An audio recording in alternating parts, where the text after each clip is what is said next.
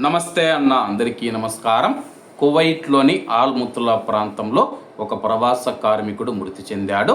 స్థానిక మీడియా తెలిపిన వివరాల ప్రకారం ఆల్ ముత్లా ప్రాంతంలోని ఒక నిర్మాణ ప్రాజెక్టు వద్ద జరిగిన ప్రమాదంలో ఒక ప్రవాస కార్మికుడు ప్రాణాలు కోల్పోయాడు.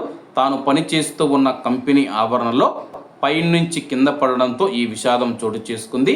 ఆల్ ముత్లా ప్రాంతంలోని ఒక వాటర్ ట్యాంక్ ప్రాజెక్టు సైట్లో పనిచేస్తూ ఉండగా సదరు ప్రవాస కార్మికుడు ప్రమాదవశాత్తు కింది పడిపోయాడు. గమనించిన తోటి కార్మికులు వెంటనే అతనికి ప్రథమ చికిత్స అందించి స్థానిక క్లినిక్కు తరలించారు. అయితే అప్పటికే అతను మరణించినట్లు వైద్యులు ధృవీకరించారు. ఈ ఘటనపైన సమాచారం అందుకున్న మినిస్ట్రీ ఆఫ్ ఇంటీరియర్ ఆపరేషన్స్ విభాగం కేసు నమోదు చేసింది. మృతదేహాన్ని తదుపరి విచారణ కోసం ఫోరెన్సిక్ విభాగానికి తరలించినట్లు సమాచారం. ఈ ప్రమాదం పైన పోలీసులు దర్యాప్తు ప్రారంభించారు.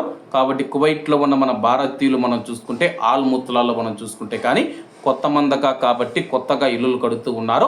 అలాగే ఇప్పటికే చాలామంది మనం చూసుకుంటే కానీ ఈజిప్ట్ కార్మికులు కానీ భారతీయ కార్మికులు కానీ బంగ్లాదేశ్ వాళ్ళు కానీ బయట పనిచేసేవారు ఎవరైతే ఉన్నారో ఆల్ ముత్లా ప్రాంతంలోని నిర్మాణ ప్రాజెక్టులలో వాళ్ళు పనిచేస్తూ పైనుంచి కింద పడి ఇప్పటికే చాలామంది చనిపోయారన్నమాట.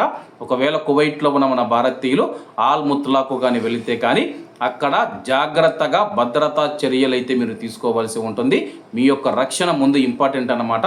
మీకు జరగరాంది జరిగితే కానీ ఇండియాలో ఉన్న మన కుటుంబం మనం చూసుకుంటే మన రాక కోసం ఎదురు చూస్తూ ఉంటుంది. అలాగే ఇప్పుడు చనిపోయిన ప్రవాస కార్మికుడు ఏ దేశానికి సంబంధించిన వాడన్న వివరాలు అయితే పోలీసులు వెల్లడించలేదు. పోలీసులు కేసు నమోదు చేసి దర్యాప్తు చేస్తూ ఉన్నామని చెప్పారు. కాబట్టి భవన నిర్మాణ రంగ కార్మికులు ఎవరైతే బేల్దారి పనులకు వెళుతూ ఉన్న మన భారతీయులు చాలా జాగ్రత్తగా ఉండాలని కోరుకుంటూ అందరూ బాగుండాలి, అందులో మనం ఉండాలి. అందరికీ నమస్తే అన్న, జై హింద్.